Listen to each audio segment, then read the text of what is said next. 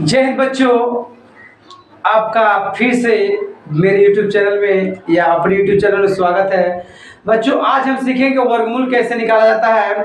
भाग विधि से भी सीखेंगे और गुणनखंड विधि से भी सीखेंगे कि वर्गमूल कैसे निकालते हैं। बच्चों, जो आपको समझ लगेगा उस भाषा से आप लगाइएगा, उस तरीके से आप लगाइएगा।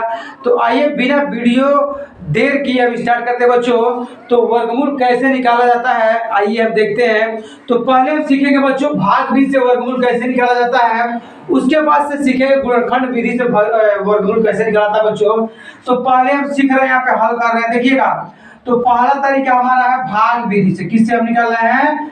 भाग विधि से हम पहले निकालेंगे बच्चों, और उसके बाद से निकालेंगे गुणनखंड विधि से। देखिए बच्चों, तो वर्गमूल का मतलब होता क्या है, वर्गमूल को कैसे निकालते हैं। तो आइए भाग विधि से हम एक एक स्टेप आप बारीकी से समझने का प्रयास करेंगे। बच्चों, एक एक स्टेप बहुत इंपॉर्टेंट है।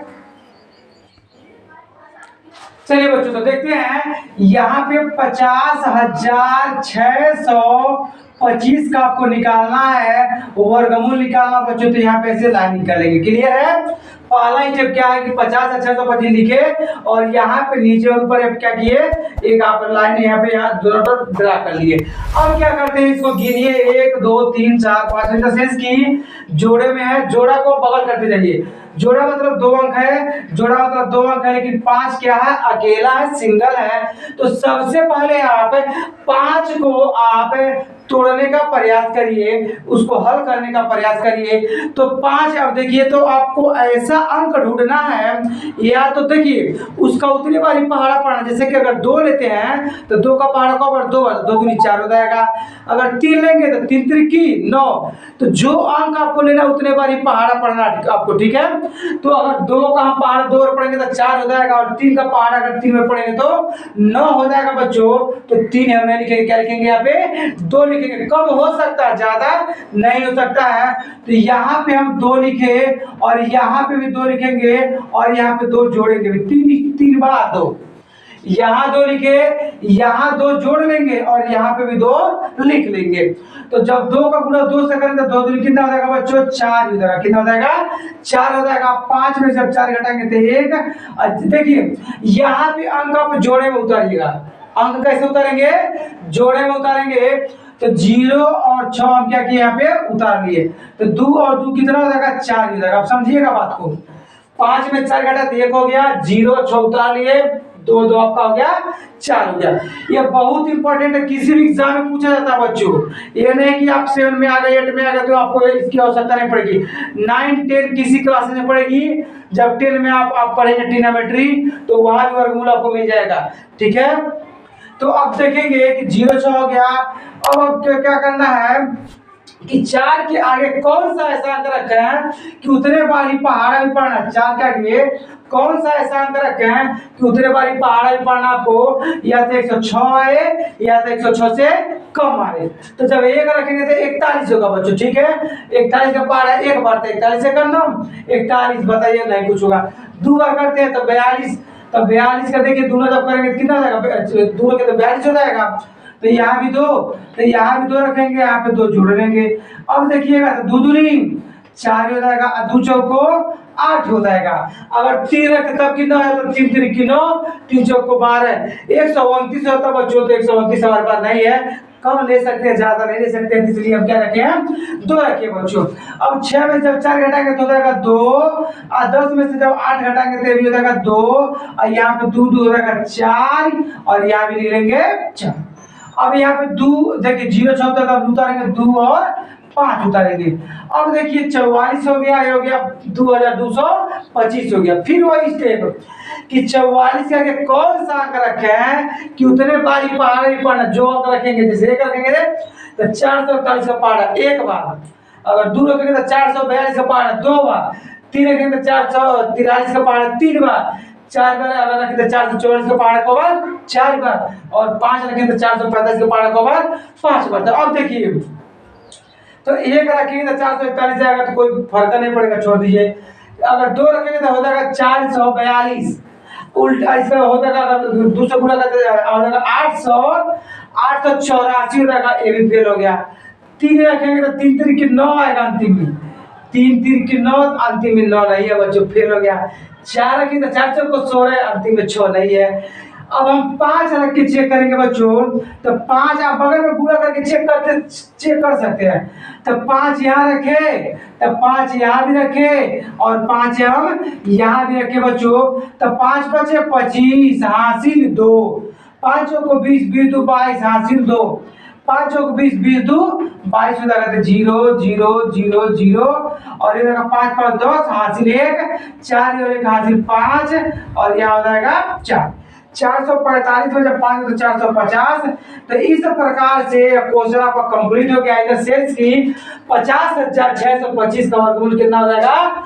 225 हो जाएगा बच्चों। तो यही इसका क्या हो जाएगा? आंसर हो जाएगा भाग विधि से कि 50,625 का वर्गमूल कितना हो जाएगा? 225 हो जाएगा। अब हम इसको सीखेंगे गुणनखंड विधि से या फैक्टर मेथड से।